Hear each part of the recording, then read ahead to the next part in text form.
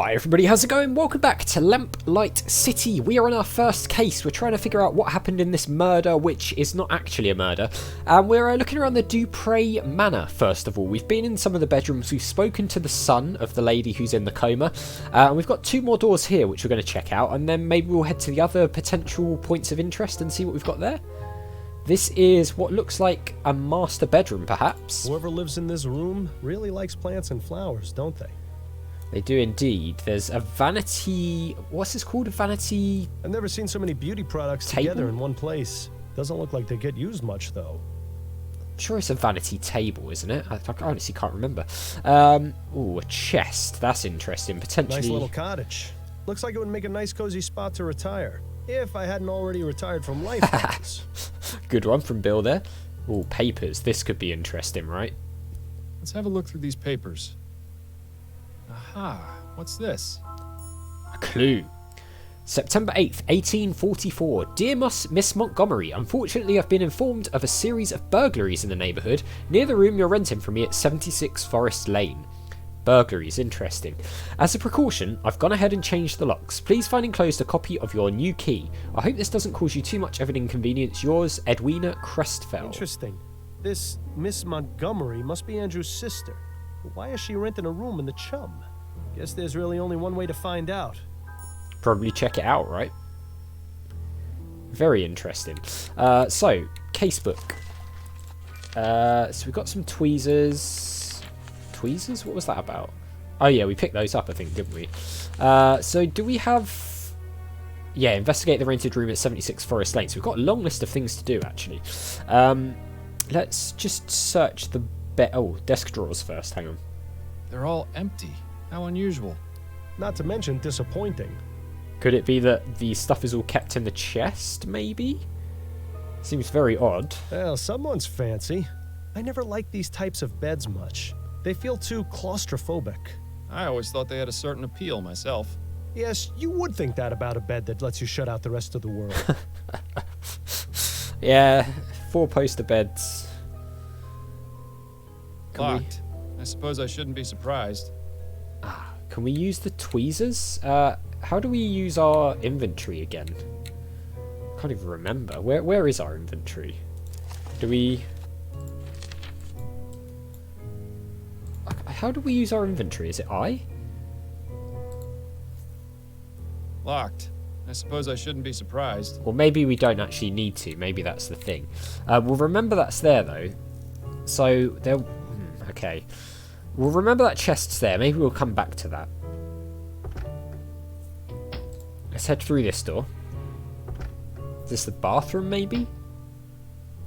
Oh no, it's another room. A much younger Madame DuPree. I suppose that's a nice alternative to a mirror. Yeah, there's me saying about bathrooms as well. And of course there weren't bathrooms at this period in time, so... Ooh, a fainting couch. You know, I always wanted one of these, but I never fainted enough to justify buying one. Interesting. Anything in the bookcase? Ooh, there is. The Parson of Crook. One of those melodramatic romances. I read it a while back, and I couldn't tell you a thing about it. Convent of the Damned and Other Short Stories. Now that one sounds interesting. I was always a fan of Bedletter's short stories. The Chestertons, A Brief History. Doesn't appear to be very brief if there's 2 volumes of it. True. Wonder if anyone outside the family would find this even remotely interesting.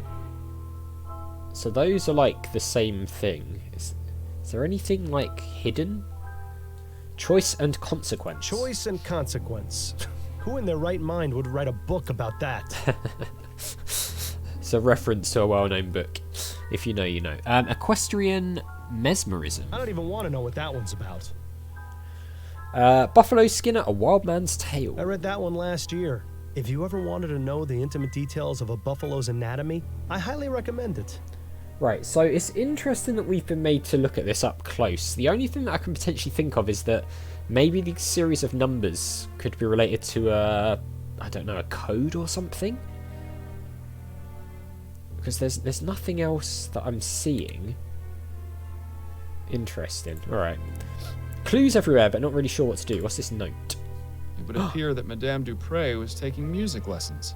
Her current predicament has probably put an end to that venture, though. Interesting. So, music. Okay. So, that's fine. Unless we try the notes in that order. C, D, E, F, G, A, B, C. I mean, that would surely be too simple. That's an old uniform. From the turn of the century by the look of it. This must be Madame DuPree's first husband. Kinda strange that she'd still keep his portrait in the bedroom. Yeah, that is true, actually. Anything in the drawers? Let's see if there's anything in these drawers. Damn, nothing but personal effects and more stationery. Don't forget the first rule of detective work. If there's nothing useful inside, check underneath and between. Ah, yes, of course. Thanks for the reminder. Uh-huh, now this is intriguing. Ah, part of a note. I'm not going to warn you again, you disgusting mulatto fug, does that say? Stay away from my daughter and my house, or I'll kill something. The rest of it's been cut off. Okay. Now we're getting somewhere. It's a threatening note. Is it here? Yeah, torn letter. Ah, I'm guessing that's going to say kill you myself. Very interesting. So someone's making threats. You've got some huge bags under your eyes, Miles. Reminds me of the case we had on that strange train. Don't remind me. Alright, I think that's probably about it for in here. We'll remember this. We'll try that piano as well. We've got a couple of other crimes. Hang on. Let me just... Let's go back in. I just want to make sure we can't examine any of the other shelves on the bookshelf. Like this bottom one. No, it all goes to here. Okay. We'll remember that. Let's try the piano notes. I mean, I'm sure it is just the scale, and there's nothing more to it, but we'll give it a go just in case.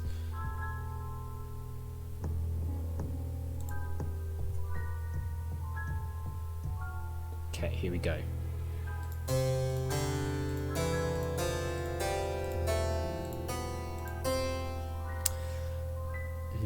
Okay, nothing obvious then. So, I mean, we could try doing it.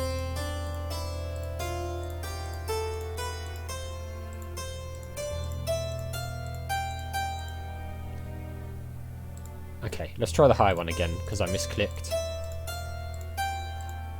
Okay, no. Potentially a puzzle, maybe not. Might just be a red herring, we'll see. We'll remember that's there as well. So, let's head downstairs. Let's see if the son's any more responsive with what we might want to ask him. And then we'll head off to one of the other crime scenes. Well, points of interest, I should say. For you. Oh, goody. Right, provide some answers. Let's ask about Madame DuPree. What can you tell me about Madame DuPree? She came back from the dead. I couldn't believe it. My mother, resurrected, just like Jesus. Yes. I heard you're the one who accused Mr. Martin of the crime. Oh, no, I already talked to the police about that. I don't want to think about it right now. Okay, let's ask him about himself. How do you typically spend your days, Mr. Montgomery? What are your interests? Oh, a little of this and a little of that. Descriptive. Nothing as exciting as what you do, I'm sure. Ooh, tell me, do most bad people start crying when you catch them? I'll bet it's a laugh riot to see them sobbing away. No, Mr. Montgomery, most of them don't. Well, that's a real shame, isn't it?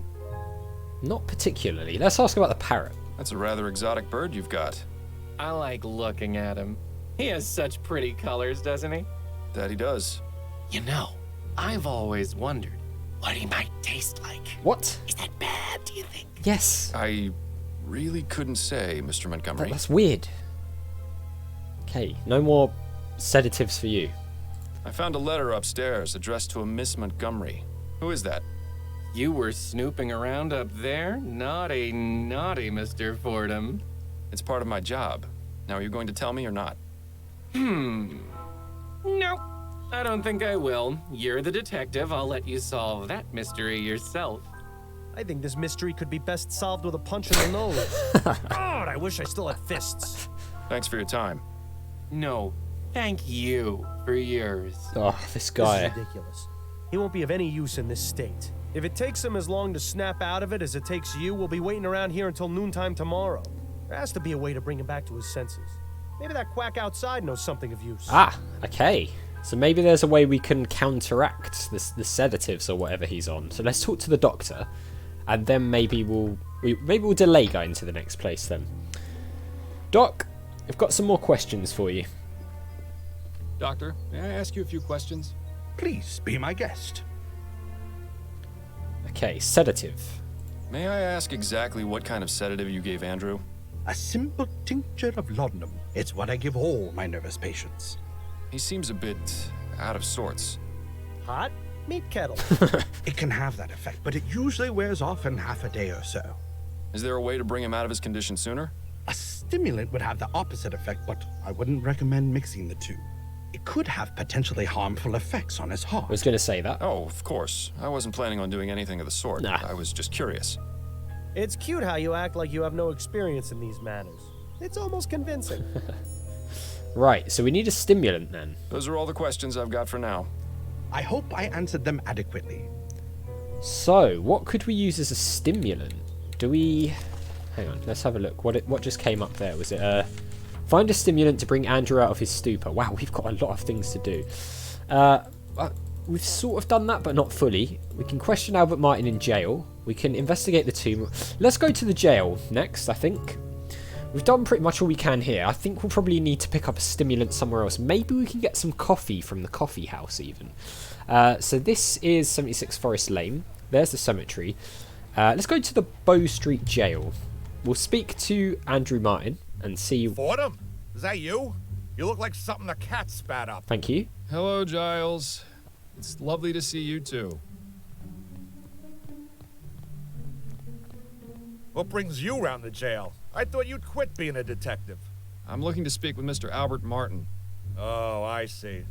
Well, that's him in the first cell there. I'd say what needs saying as quick as you can, though. He's headed for the gallows in the morning. What? Already? But what about a trial? No trial necessary when there's black magic involved. Right. This little half-breed's already sealed his fate. Such a charming fellow. Lovely. Isn't he? Lovely person.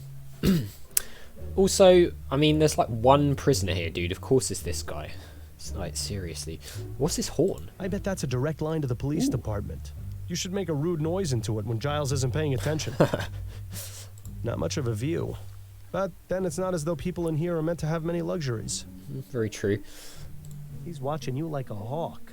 Looks liable to toss you in one of his cells if you try any funny business. Yeah, I suppose we're not a police officer anymore, so we can't really do too much out of the ordinary. Either crime is low, or the police aren't doing their jobs very well. I'm going to go with option B, considering what we've heard about this city since the beginning of the game. Not much in the way of comfort. No bed or even a bucket.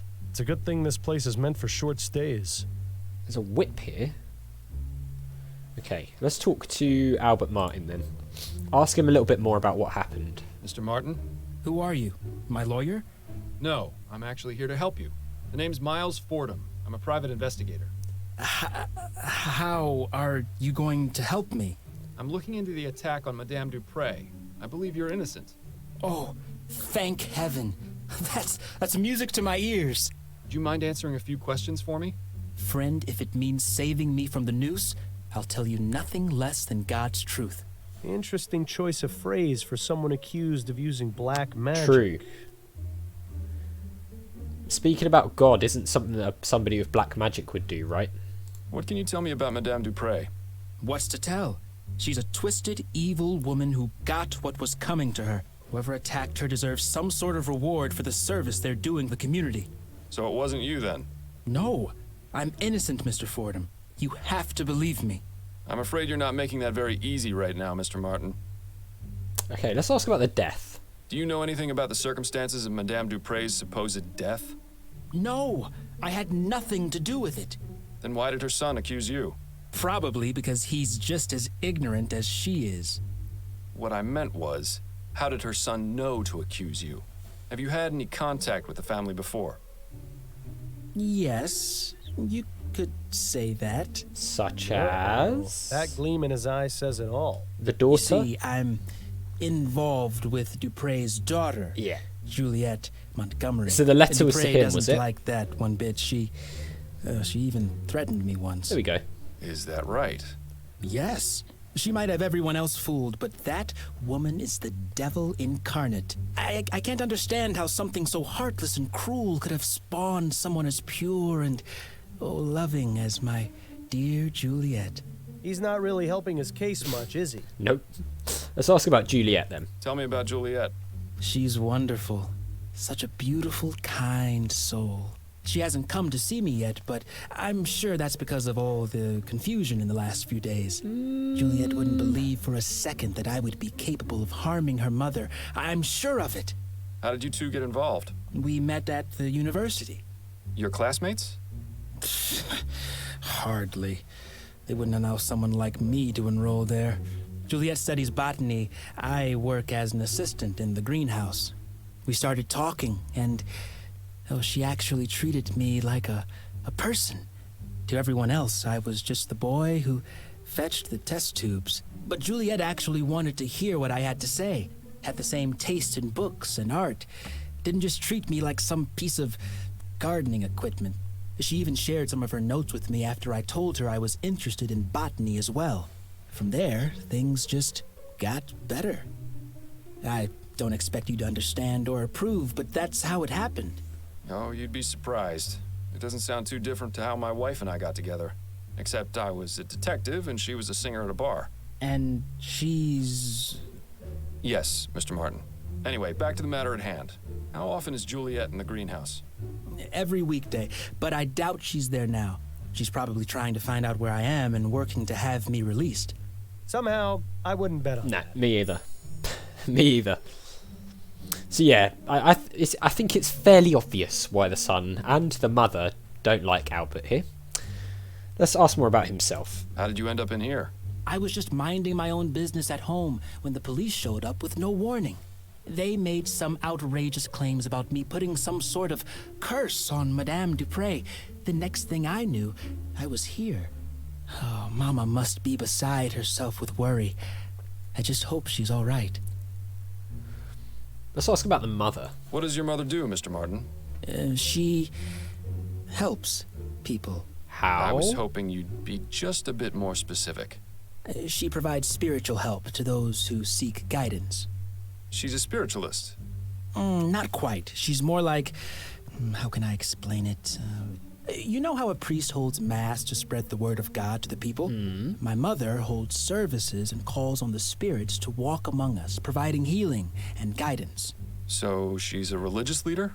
If you want to give her that title, it would be the most appropriate. And does this religion of yours have a name? You'd probably know it as Voodoo, but it doesn't mean what you think it does. People are so quick to judge and portray us as evil when they have no idea. So, that's where the whole black magic theory has come from then, of course, with, Madame DuPree and her son. I think we can all see what their problem is, can't we? We can tell what type of people they are. So you practice voodoo, do you? Are you making fun of me, Mr. Fordham? No, of course not. Apologies if it seemed as though I was. It's just that the police are convinced that black magic was involved in Madame DuPree's apparent death. That's because that idiot son of hers knew about my mother, and like all bigoted fools, assumed that we're involved in devil worship and the black arts. But I can assure you that this is most certainly not the case, Mr. Fordham. Of course, I didn't mean to imply. Just forget it. That's all for now. Wait, before you go, Yes? would you do me a favor? Would you go see my mother at our house and give her a message? Okay. You're at 451 Compton Street, right? Yes, that's right. Could you tell her I said St. Rock's dog is barking? I suppose I could do that, yes. Oh, thank you. Whatever happened to a simple I love you? I love Bill's commentary, it's so good. Okay, so, casebook updated. So we've now got another thing to do. We've got to deliver a message to Albert Martin's mother, which we can do. We've obviously completed the bit where we talked to Albert Martin. I think I know what's going on here. I think something else, maybe the son was involved in this, actually, and did something to the mum. Maybe he's trying to inherit the wealth or something, I don't know. Could be something like that. Could be that he just wanted to frame Andrew Martin because he wasn't approving of his sister's lover, boyfriend, whatever you want to say they are. It's going to be interesting to piece it together. But I tell you what, guys, we'll go. I think we'll go to the coffee place next and try and find a stimulant in the next one. Maybe we can use the caffeine in the coffee to bring him out of his stupor and then go from there. And then we've also got to investigate the Chesterton tomb and the rented room. We've got to deliver the message. We can go to the university as well to speak to Juliette Montgomery and see what she says about all this.